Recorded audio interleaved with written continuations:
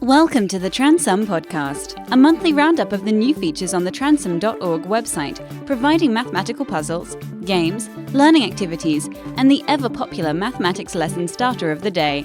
Here's your host, John Tranter. Hello, welcome to episode 105 of the Transum Podcast. You're very welcome, and what better way to start than with the puzzle of the month.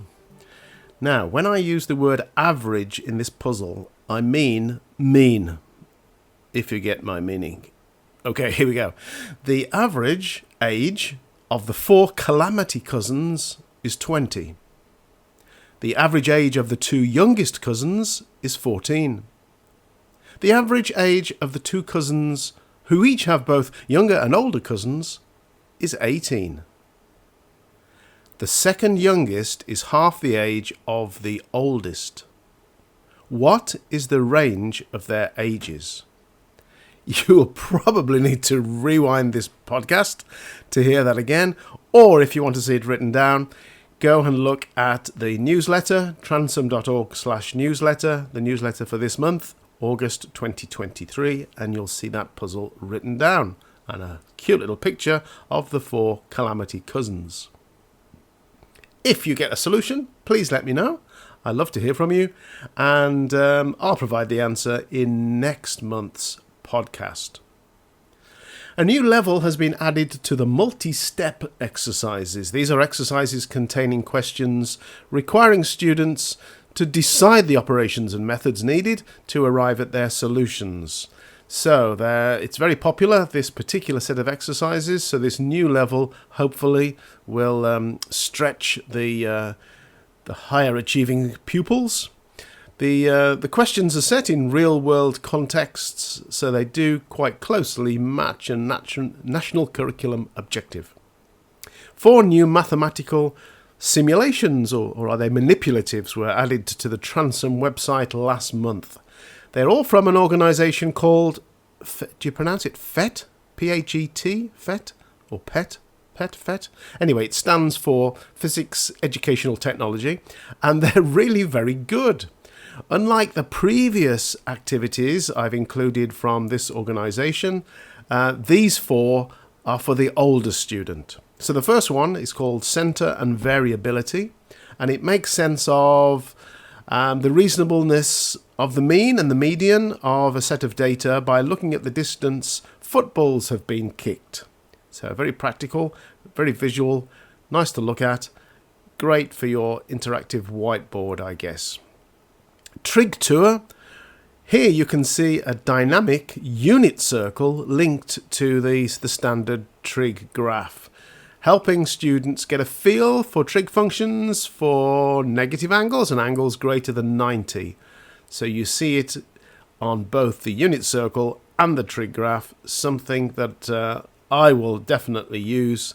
I'll find that very useful. Calculus Grapher is quite a novel idea.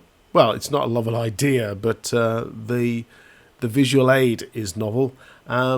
It shows the graph of a function, and underneath it shows the graph of the derivative of that function. And then underneath that, the second derivative.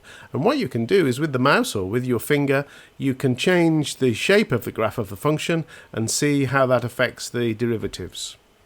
Very useful. The 4th one is called Graphing Quadratics. And you can describe how changing the coefficients of a quadratic function changes the shape of the graph, and then actually do it to see if you were right. Very useful. I'll put them in the Shine and Write collection. The Shine and Write, by the way, if I've never mentioned it before, where did I come up with that name, Shine and Write? Well, when I worked in Birmingham for the Curriculum Support Service, we had one of the first data projectors in the city, and it was called a point and shoot. And I thought that was a daft name, but it did quite accurately describe what the machine did. So I played around with those words and then varied them to become Shine and Write, because that was the idea of these visual aids. You'd shine them onto a whiteboard. They weren't interactive in those days. And then you would actually write over them to interact with them. So that's how Shine and Write came to be. You can find Transum Mathematics at www.transum.org. So, where are we? Oh, I see. Yes, we have got about 50% of Transom users are on holiday at the moment, if they're in the Northern Hemisphere, I'm guessing. And I thought it'd be novel to put 4 activities together, not for students, but for these teachers on holiday, to enhance their leisure time. So whether they're basking in the comfort of their own backyard or on a long-haul flight somewhere, these activities are just for that particular person, that teacher. Could be you, sitting back now, listening to this podcast. So, given your relaxed state, here are 4 interesting things for you to dabble with. First one's called Equatro. Well, that's easily described as my mathematical version of that very popular Wordle game that became popular about 12 months ago. The second one, Ultimate Noughts and Crosses. Well, you know, noughts and crosses can be very boring if you know the strategy, or tic-tac-toe if you call it, give it that name. But if you've never tried Ultimate Noughts and Crosses, very interesting. Have a look at that. Remember, the links of all the things that I talk about here are in this month's newsletter, which is at transom.org/newsletter. So that gives you the link. Otherwise, you can just use the search function on the website to find these activities. Third idea is the row call game. Lots of small numbers in rows and columns, but you need to understand the properties of those numbers in order to develop a good strategy for winning this game. Have a go, and my hope is that you might find a class that you teach that it's particularly relevant for. And the final one is boxed in numbers. We used to call it little boxes when I was a lot younger. A grid of dots, and you joined up pairs of dots with vertical or horizontal lines, and if you completed a box or a square, you claimed that. Well, what I've done is I've put numbers, fractions or decimals inside those boxes so that when you claim a box, you actually win that value.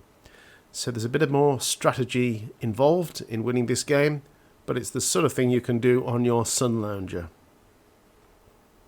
Now, if you are amongst those 50% of Transom users who are on holiday, and if you are brave enough to send your students a mid-holiday email, there's a link in the newsletter to my school holiday activities. Lots and lots and lots of mathematical activities that students might find fun to do in the school holiday. And when you're thinking about this, don't think of your most reluctant student who will just ignore your email. Think of the little quiet student who would perhaps not admit it in school, but would really relish the opportunity to do a few of these activities. Go for it. Send that email. At the beginning of last month, I went to the cinema to see the latest blockbuster called Indiana Jones and the Dial of Destiny. I can happily report that the word mathematics was mentioned in the film more times than all of the other school subjects put together. Hooray for us maths teachers. Now, for the 2 weeks in the middle of the month, I was on holiday by the sea. I put some holiday snaps in the newsletter, by the way, and I spent a lot of time watching the waves and the changing tides. I tried to work out whether every 7th wave was bigger, and of course it wasn't. But then I suddenly remembered something I had learned in the Sea Scouts, an application of fractions in real life. The 12ths rule, or rule of twelfths, is a rough estimation method used to calculate the height of the tide at a specific time during a tide cycle.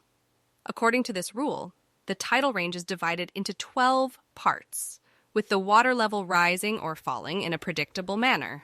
The progression of the tide is divided into equal time intervals, with the first hour covering 1/12 of the tidal range, the second hour covering an additional 2/12, the third hour covering 3/12, more totaling 6/12 or half of the total distance.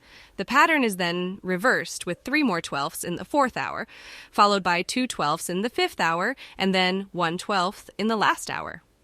So, if the tide is 3/4 of the way up the beach, how long will it be till high tide? See? Fractions on the beach Am I typical of maths teachers thinking of these things while on holiday? Not sure. Anyway, I then use my outstretched hand to work out the time while taking photographs of the beautiful red sky.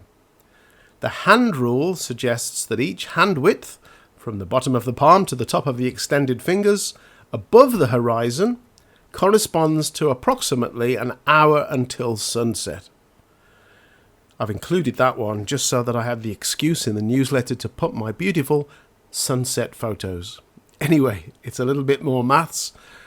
If you really want to get into that one, I can see a bit of trigonometry, similar triangles, something like that going on, with people with outstretched hands and the sun gently sinking towards the horizon. It could be interesting. Now my monthly experiment with ChatGPT, my favourite artificial intelligence tool. I typed in the following. I always end my monthly email newsletter to my subscribers with a witty postscript. Can you make a suggestion as to what my next newsletter's postscript will be, given the last 5 were: what do you need to calculate the distance around a circle of sheep? Answers shepherd's pie. Always wear glasses to maths lessons. They help with division. I begin this month absolutely exhausted as I've just completed a 31-day march. That was the postscript for April. If I got £1 for every time I failed a maths exam, I'd have about £9.30 now. Calendars, their days are numbered. Okay, so those were my last 5 postscripts. Can this artificial intelligence work out what my next one will be? So there was a dramatic pause, and then it came back to me with... Remember, folks, even though it's summertime, don't forget to carry the 1 when calculating how many ice cream cones you can eat. What? I think my job is safe. That's what you call extrapolating on a small data set.